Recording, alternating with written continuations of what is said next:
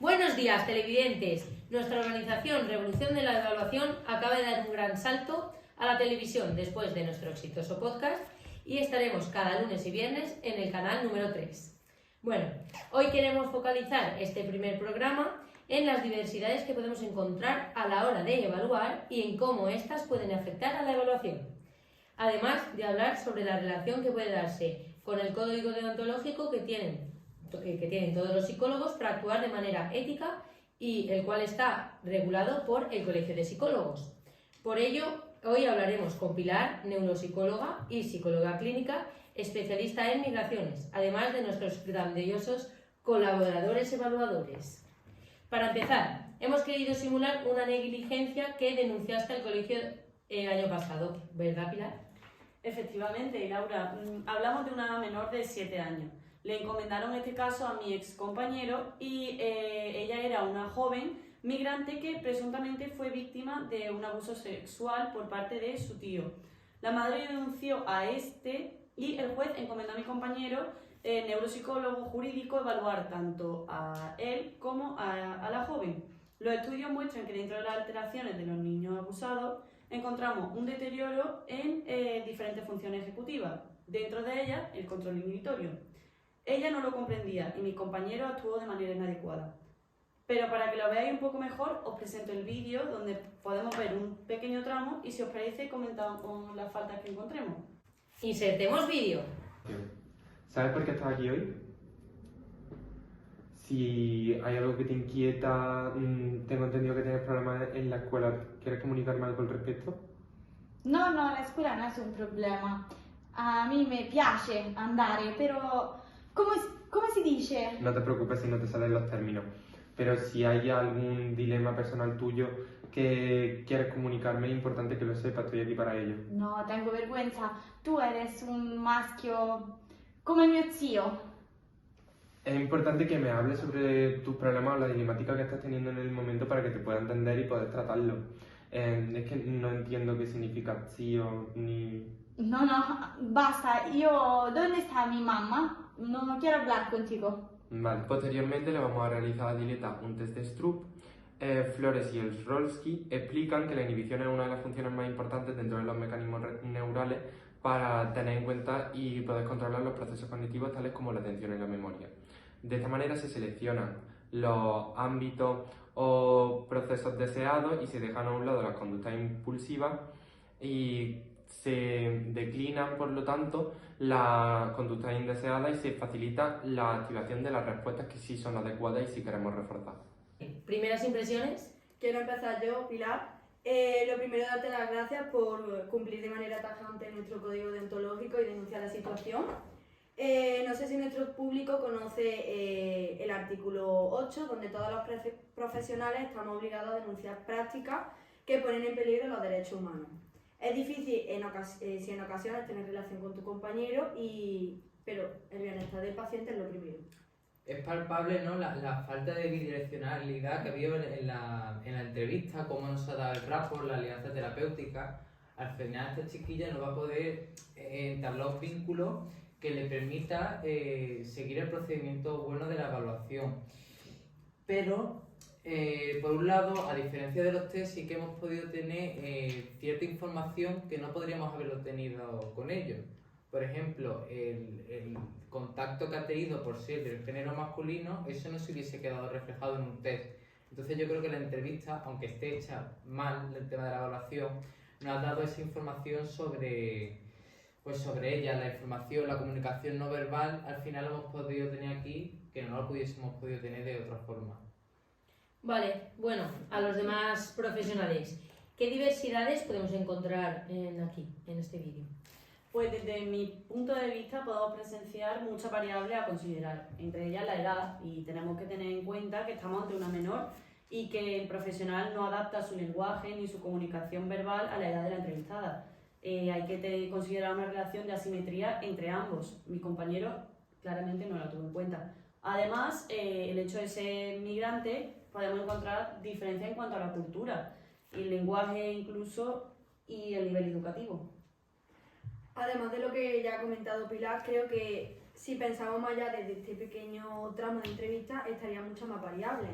En el contexto social en el que están el género del entrevistado, del entrevistador.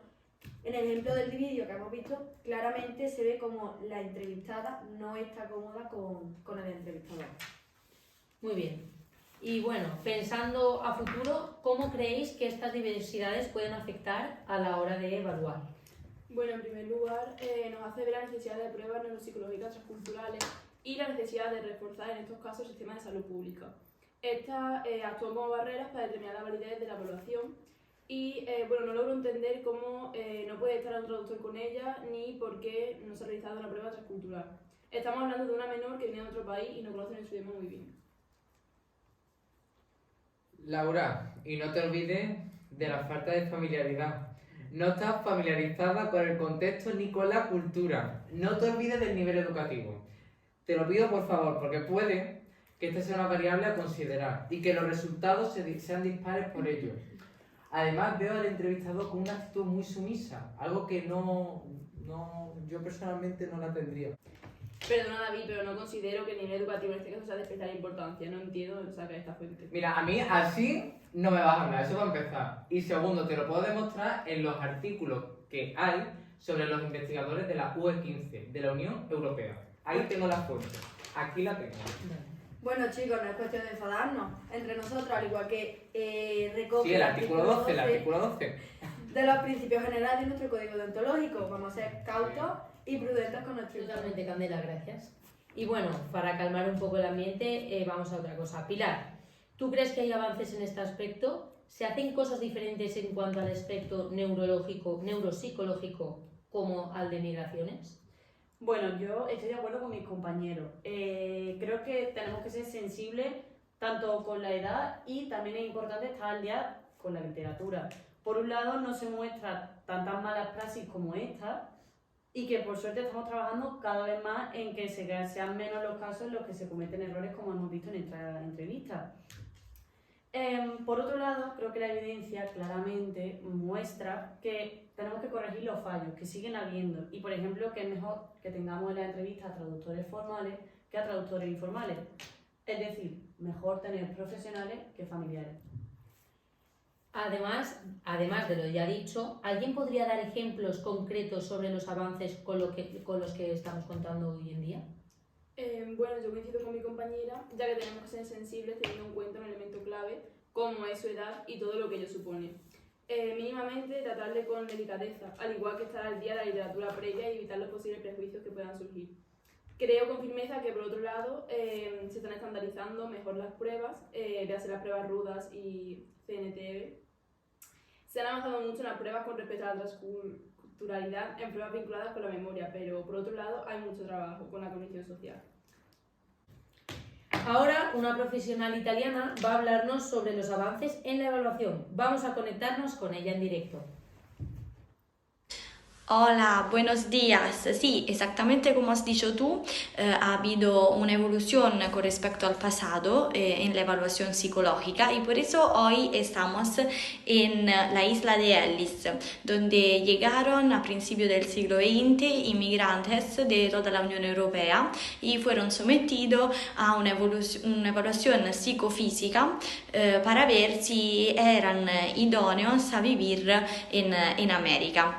Claramente era muy difícil evaluar a personas que hablaban diferentes idiomas y esto se solucionó realizando varios exámenes con varios intérpretes de los diferentes idiomas. Pero claramente esto iba a comportar consecuencias como por ejemplo la vergüenza del inmigrante en hablar con un intérprete extranjero.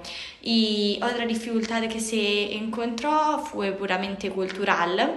La proveniencia del inmigrado era importante y cada de estas tenía un control diferente de la expresión. Por ejemplo, se dice que si un italiano reacciona como un finlandés antes de algunas preguntas, claramente este sufrirá de depresión. O sea, esto quiere decir que Seguramente se tenían en consideración de la proveniencia de los inmigrantes y ya se sabía que las culturas diferentes tienen usos y costumbres diferentes, pero no se sabía cómo tratarla de manera más válida y estandardizada. Por eso se hacían en esta modalidad las evaluaciones. Los inmigrantes tenían que someterse a una inspección primaria donde se iba viendo cómo ellos caminaban y sus aspectos físicos.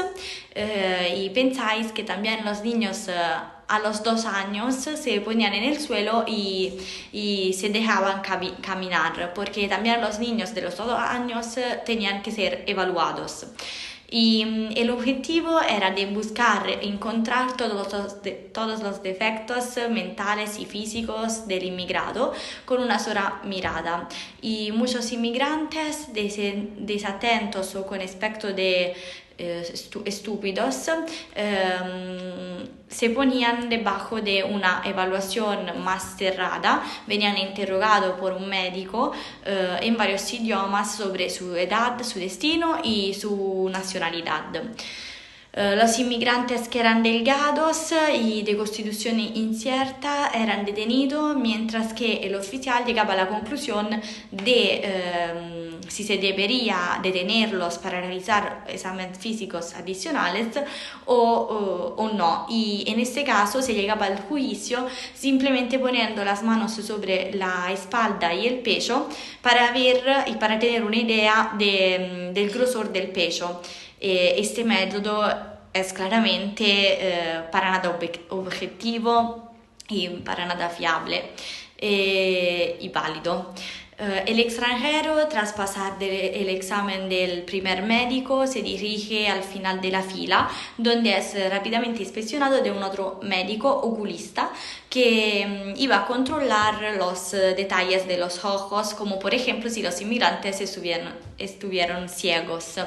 Si el extranjero pasa por esta línea sin recibir alguna marca de tiza, ha pasado con éxito la inspección internacional y se dirige al vestíbulo superior, donde es sometido a otro examen por parte de los funcionarios del servicio de la inmigración, quienes verifican por cualquier otro medio que no sea un anarquista, un delincuente o una persona que no es apta a vivir en América.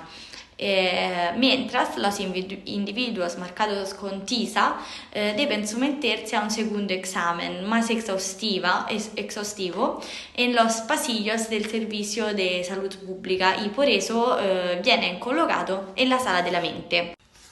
Y aquí estamos en la sala de la mente, formada por 2 bancos donde se sentaban los inmigrantes detenidos y el oficial los hacía subir uno por vez sobre su escritorio, aquí, y por otra inspección, que consistía en observar cómo el extranjero se acercaba al escritorio y respondía a las preguntas. Si el oficial decidía de detener al inmigrado con sospecho de anomalía mental, él venía detenido por una noche para ser sometido a un examen mental completo la mañana siguiente. El primer examen es breve y el objetivo era de excluir todos los normales que se han recuperado del viaje y de la descompensación fisiológica debido a diferentes causas relacionadas con el aterrizaje. Este examen se realizaba en presencia de todos los extranjeros del mismo grupo de pertenencia y en muchos casos todos los extranjeros son sometidos a las mismas pruebas y a las mismas preguntas. Esto para garantizar que los normales que observan y aprenden de los otros, de lo que hacen los demás, se separan fácilmente de los casos subnormales. El segundo examen es más largo y puede comprender investigación sobre la vida doméstica, las costumbres, la formación escolástica y los objetivos del inmigrado. Aquí se hace todo lo posible para detectar signos de síntomas de enfermedad y defectos mentales. Cualquier sugerencia, por trivial que sea, que indique una mentalidad anormal es razón suficiente para remitir al inmigrante a un examen exhaustivo. Según los doctores la psicosis de naturaleza depresiva era representada por un elogio lento, voz baja, caras tristes. Y estamos en la sala de la mente, formada por dos bancos donde se sentaban los inmigrantes detenidos, y el oficial los hacía subir uno por vez sobre su escritorio, aquí. Y por otra expresión, que consistía en observar cómo el extranjero se acercaba al escritorio y respondía a las preguntas. Si el oficial decidía de detener al inmigrado con sospecho de anomalía mental, él venía detenido por una noche para ser sometido a un examen mental completo la mañana siguiente. El primer examen es breve y el objetivo era de excluir todos los normales que se han recuperado del viaje y de la descompensación fisiológica debido a diferentes causas relacionadas con el aterrizaje.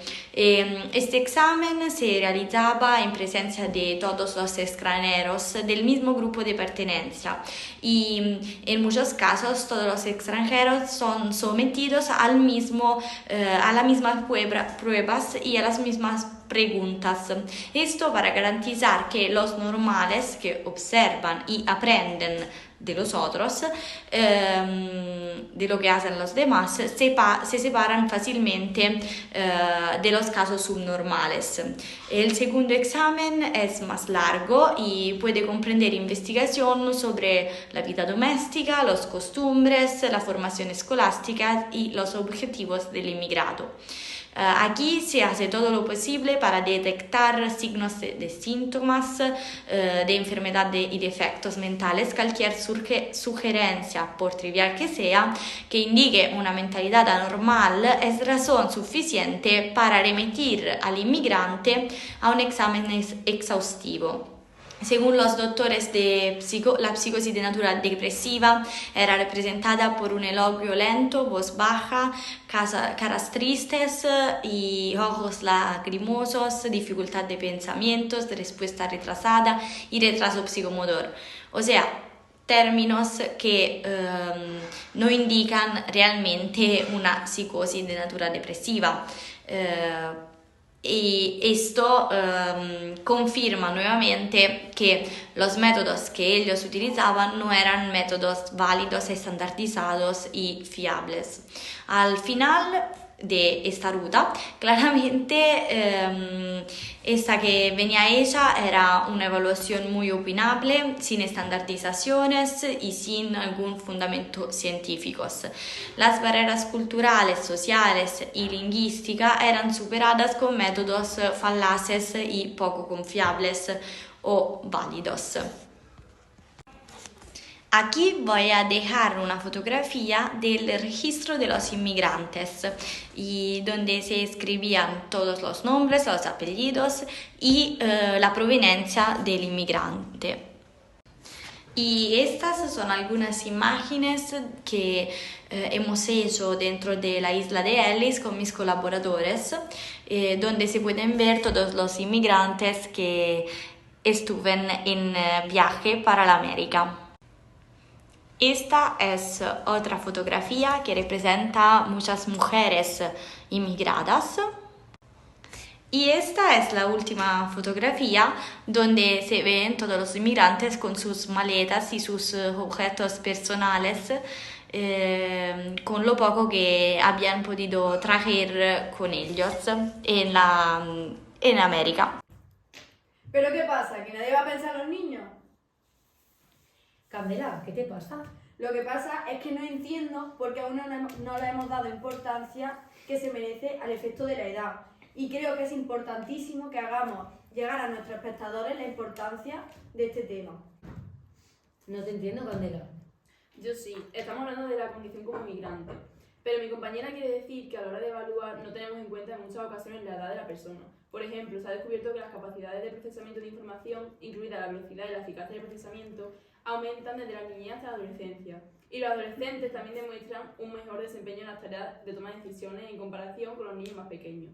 ¿Qué quiere decir? Que no puedo pedir lo mismo a una cría de 16 años que a un niño de 8. Perdona que te corte, pero es que estamos viendo también los efectos generacionales, porque el resultado estándar que puede sacar esa cría no va a ser el mismo que el que puede hacer una cría de esa edad cuando se hizo el test, pero ni el de ella ni el de las personas de su generación. La ciencia avala que el efecto generacional hay que tenerlo en cuenta para medir tanto la personalidad como otros tipos de dimensiones y de constructos. Sí, bueno, el otro día leí que las generaciones actuales son más listas que las pasadas. No hace falta decir mucho, combinarte a ti, David. A lo que yo me refería es a que la edad cronológica no lo es todo, interfiere el contexto.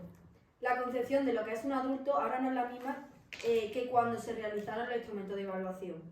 Tenemos que considerar la manera en la que agrupamos la edad. Bueno, quitando ejemplos concretos, ¿qué podemos hacer con esto?